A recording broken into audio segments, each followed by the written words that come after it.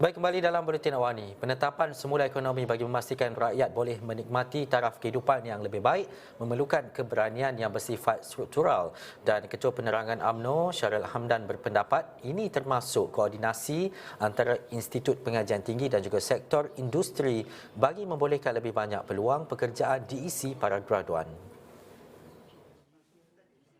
Menurutnya, isu pokok ketika ini bukan sahaja kualiti graduan yang dihasilkan, sebaliknya adalah bagaimana mahu memastikan dana penyelidikan kerajaan disalurkan kepada usaha yang mencerna peluang pekerjaan seiring kualiti graduan. Kualiti peluang pekerjaan itu sendiri. Sebelum kita terlalu menyalahkan ataupun tak menyalahkan pun, sebelum kita terlalu fokus kepada kualiti graduan kita, saya ingat lebih baik kita fokus pada kualiti peluang pekerjaan yang ada.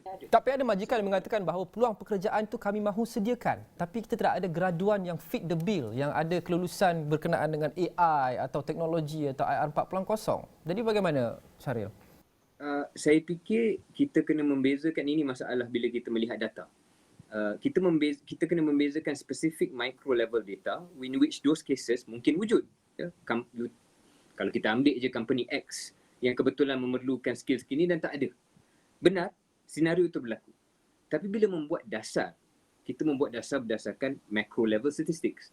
Dan macro level statistics does not support sebarang wholesale argument bahawasanya the problem is mostly with the quality of graduates. The data supports the argument that the main problem ialah tidak cukup peluang pekerjaan yang berkualiti tinggi untuk graduan masuk. Kalau tidak, saya pun tak habis baca lagi 500 muka surat RMK tu, Lokman, tapi nampak juga tadi, tak silap saya lah, mungkin ada panel lain kalau saya silap boleh tolong betulkan, tak silap saya 40% daripada graduan, 40% kot, 40% bekerja dalam pekerjaan-pekerjaan yang tak tepat dengan kemahiran dia.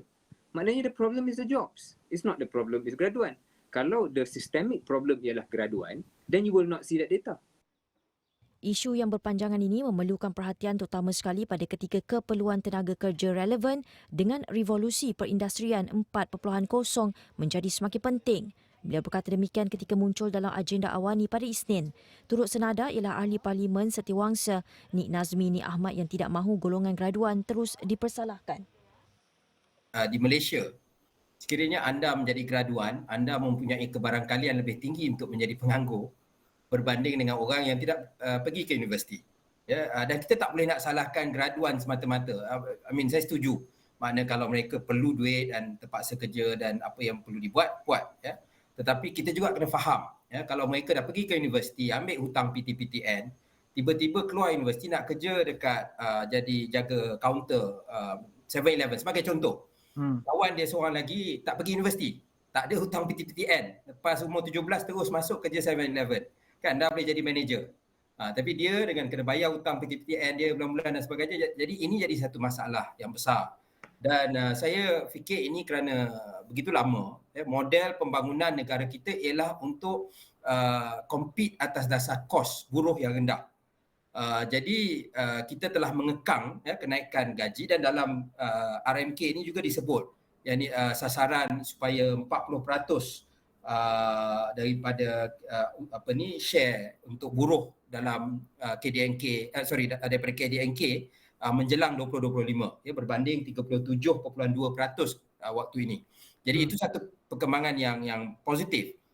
Tetapi memang bukan mudah untuk dicapai kerana kepentingan korporat yang ada itu sangat kuat.